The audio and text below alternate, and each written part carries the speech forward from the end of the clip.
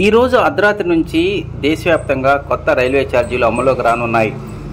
Ordinary, sleeper class, first class ordinary టికెట్లపై ప్రతి కిలోమీటర్కి 60 పైసా చొప్పున, అదేవిధంగా ఏసీ అన్ని తరగతులకు కిలోమీటర్ 2 పైసలు చొప్పున పెంచుతున్నట్టు రైల్వే శాఖ ఒక ప్రకటనలో తెలియజేసింది. ఇక సెకండ్ క్లాస్ ఆర్డినరీకి 500 కిలోమీటర్ల నుంచి 1500 కిలోమీటర్ల వరకు టికెట్పై 5 రూపాయలు, 201 నుంచి 2500 కిలోమీటర్ల వరకు 10 రూపాయలు, 2500 నుంచి 3000 కిలోమీటర్ల వరకు 15 రూపాయల చొప్పున పెంచుతున్నట్టు రైల్వే శాఖ తెలిపింది.